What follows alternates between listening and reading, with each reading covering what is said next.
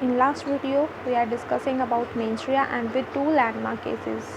Today, we will start another two landmark cases dealing with mens rea and exceptions of mens rea. So, first case is that State of Maharashtra versus M.H. George AIR 1965 supreme court. इस case में क्या हुआ था, जो M.H. George थे वो Swiss plane में जा रहे थे, तो वो प्लेन क्या हुआ, बॉम्बे में रुका कुछ पेट्रोलिंग वगैरह के लिए. तो उस टाइम पर जब चेकिंग हुई तो ये फाउंड किया गया कि M.H. जॉर्ज के पास 34 kg गोल्ड है.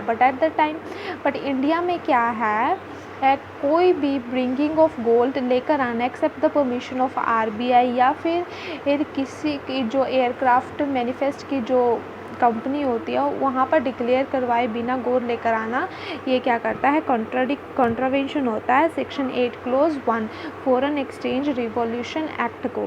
ठीक है, तो उनके ऊपर बट वो लेकर आ रहे थे तो उनके पास गोल्ड माना गया, देखा गया कि इनके पास गोल्ड है, तो यहाँ पर माना गया कि वो उन्होंने कोई भी RBI में कोई डिक्लेरेशन नहीं करवा रखी थी और ना ही एयरक्राफ्ट के मैन्युफैक्चर में डिक्लेयर करवा रखा था. तो उन्होंने इस आर्टिकल का इस सेक्शन को कंट्राडिक्ट किया.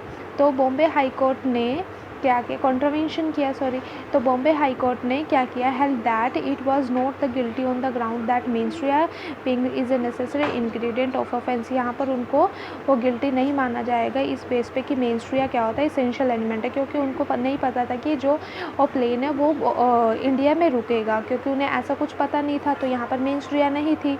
बट कहते सुप्रीम कोर्ट ने जब एलो कर दी अपील, तो उन्होंने कहा कि जो एक्यूज है वो क्या कर रहा है, कॉन्ट्रावेंशन कर रहा है provision and section 8 close 1 dealing with the notification, जो डील करता है कि हमें नोटिफाई करवाना पड़ेगा इस चीज़ से रिलेटेड.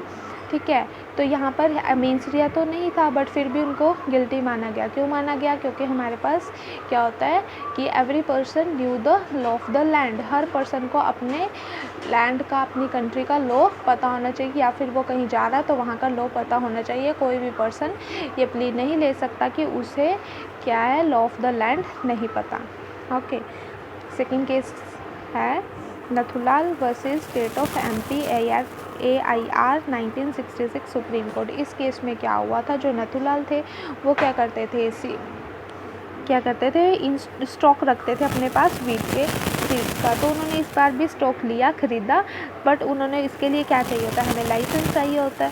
तो उन्होंने क्या किया, विदाउट लाइसेंस इसको परचेज़ कर लिया. बट उन्होंने क्या किया था, यहाँ पर फ़ी वगैरह पे कर दी थी, बट क्या हुआ, उनका लाइसेंस नहीं आया तो उन्होंने पहले ले लिया. तो किसी ने उनके ऊपर केस डाला कि उन्होंने क्या किया, सेक्शन 7 एसेंशियल कमोडिटी एक्ट को क्या करा, कंट्रावेंशन किया है. बट इस केस में उनको गिल्टी नहीं माना गया था, क्योंकि यहाँ पर मेंस rea नहीं थी. मेंस rea के लिए क्या होना चाहिए, गिल्टी इंटेंशन होनी चाहिए थी, बट यहाँ पर उनकी कोई गिल्टी इंटेंशन नहीं थी. तो यहाँ पर मेंस rea अप्लाई नहीं होती, तो ये कोई क्राइम नहीं होगा. कोर्ट ने ऐसा हेल्ड किया. अब हम एक्सेप्शंस पढ़ते हैं.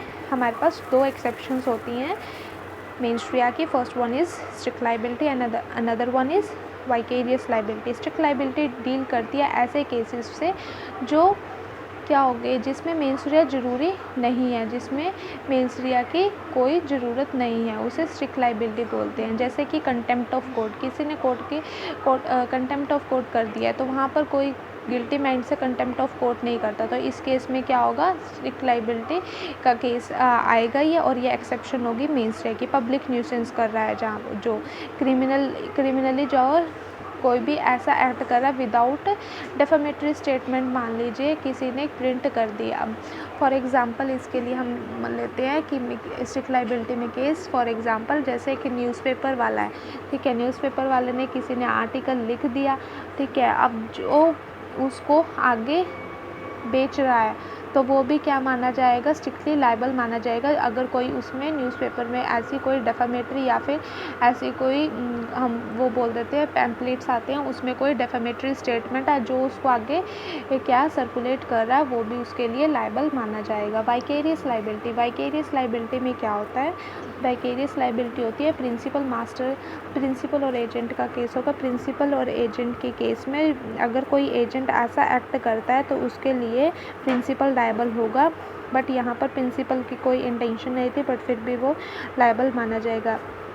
तो ये हमारी दो एक्सेप्शंस हुई strict liability and vicarious liability. Strict liability जहाँ पर मेंस्ट्रुआ नहीं होती पर फिर भी वो क्राइम माना जाता है। वाइकेरियस लाइबिलिटी में भी प्रिंसिपल क्या माना जाता है, लाइबल माना जाता है एक्ट ऑफ एजेंट के। एक्ट किसी एजेंट ने कोई एक्ट कर दिया तो वहाँ पर उसका प्रिंसिपल या फिर उसका मास्टर लाइबल माना जाएगा। Hope you will like my video and clear all the points. If you like so please like, comment and share. Thank you.